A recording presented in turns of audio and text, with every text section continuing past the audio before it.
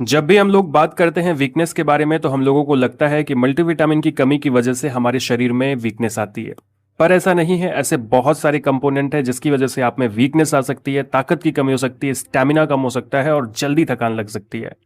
नमस्कार दोस्तों, मैं हूं नीरज राय। आप देख रहे हैं द फार्मा हर्ट्स और आज के वीडियो में हम लोग बात कर रहे हैं best base and non base protein source के बारे में। यानी अगर आप इस वीडियो को पूरा देखते हैं और चीज़ों को फॉलो करते हैं तो आप आसानी से अपनी ताकत को वापस पा जाएंगे और बुढ़ापे के अंदर में भी आपकी बॉडी मजबूत रहेगी, ताकतवर रहेगी। तो वीडियो को लास्ट तक ज़रूर देखिएगा।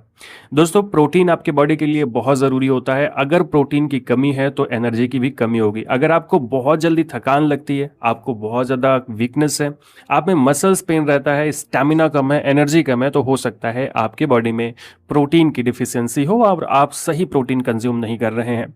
क्योंकि प्रोटीन हमारे बॉडी के लगभग हर पार्ट को बनाने में हेल्प करता है, इस वजह से प्रोटीन ज़रूरी है। क्योंकि ये मसल्स, स्किन, हेयर, बहुत सारे हार्मोन्स को बनाता है और इम्यूनिटी को स्ट्रांग करने में हेल्प करता है। इस वीडियो में हम लोग क्या क्या देखेंगे जान लेते हैं। तो इस वीडियो में हम लोग देखेंगे वेस्ट प्रोटीन सोर्स के बारे में, वेज और नॉन वेज ऑप्शंस के बारे में, डेली प्रोटीन टिप्स के बारे में और ऐसे फूड्स के बारे में जो बहुत ज़्यादा हेल्दी है, हाई प्रोटीनिशियस हैं। दोस्तों, आपकी बॉडी वैसे तभी ज़्यादा स्ट्रांग होगी जब आप सही मात्रा में प्रोटीन लेंगे। यानी प्रोटीन आपके बॉडी के लिए बहुत इंपॉर्टेंट होती है।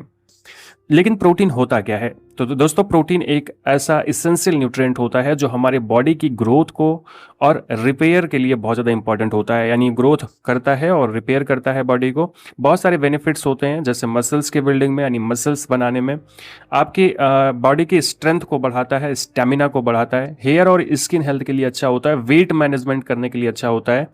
वैसे अगर प्रोटीनिशियस बॉडी है तो आपका वेट अच्छा होगा और बॉडी भी मजबूत होती है। इसी तरह से किसी भी प्रकार की प्रॉब्लम की फास्टर रिकवरी के लिए ये बहुत ज़्यादा इंपॉर्टेंट होता है।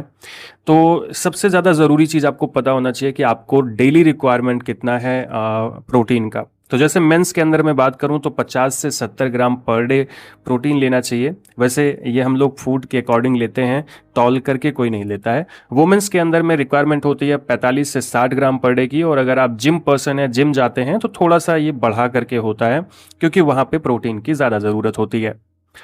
बेस्ट वेजिटेरियन प्रोटीन सोर्स की बात करें, जो कि बहुत ज़्यादा इंपॉर्टेंट है, तो क्योंकि बहुत सारे लोग ऐसे वेजिटेरियन हैं जो कि अंडा, मछली ये सब नहीं खा सकते हैं, तो उनके लिए सबसे पहली चीज़ तो आप डेयरी प्रोडक्ट ले सकते हैं। अगर आप डेयरी प्रोडक्ट को मांसाहारी नहीं मानते हैं, वेजिटेरियन ही मानते हैं, तो दोस्तों आप मिल्क और पनीर ले सकते हैं, जिसमें कैल्शियम अधिक मात्रा में होता है और प्रोटीन ज़्यादा मात्रा में होता है। ये बोन्स और मसल्स के लिए बहुत अच्छा होता है। इसी तरह से खाने में आप दाल और राजमा ले सकते हैं। किसी भी प्रकार की आप दाल ले सकते हैं, कोई भी दाल ले सकते हैं, जो भी आपको अच्छे से मिल जाती है। ये अफोर्डेबल भी होती है और हेल्दी प्रोटीन सोर्स होती है।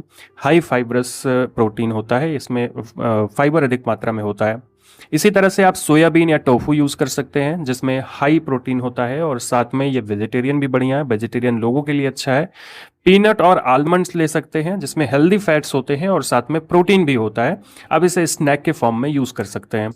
इसके अलावा आप ओट्स या फिर क्विनोआ ले सकते हैं, जो कि एक अच्छा प्रोटीन सोर्स होता है आपके बॉडी के लिए, और आप इसे नाश्ते में भी यूज़ कर सकते हैं।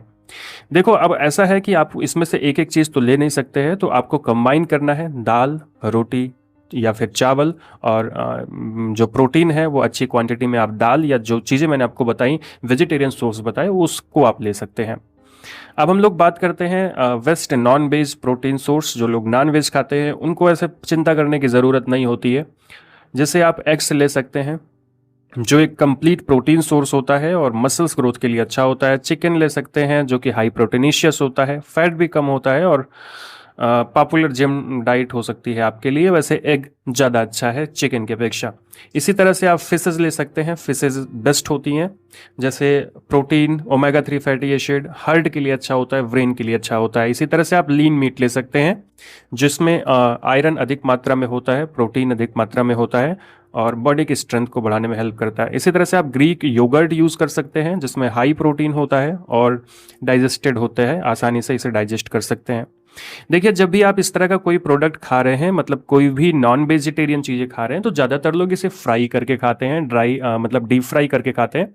तो मेरे हिसाब से या ये जो होता है कि बॉइल्ड चीज़ें ज़्यादा अच्छी होती हैं, ज़्यादा प्रोटीनिशियस, ज़्यादा हेल्दी होती हैं। जबकि जो फ्राइड फूड्स होते हैं वो खतरनाक हो सकते हैं आपके हार्ट के लिए, इस बात का आपको ध्यान रखना है। तो बॉयल चीज़ें आपको ज़्यादा यूज़ करनी है। हाई प्रोटीन डाइट टिप्स के बारे में कुछ बात करते हैं, कुछ बातें जो आपको ध्यान रखनी चाहिए।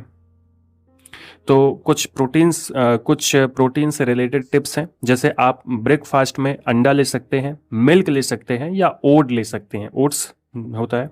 इसके अलावा आप जंक फूड आपको कम करना चाहिए। वर्कआउट के बाद आप प्रोटीन यूज़ करें।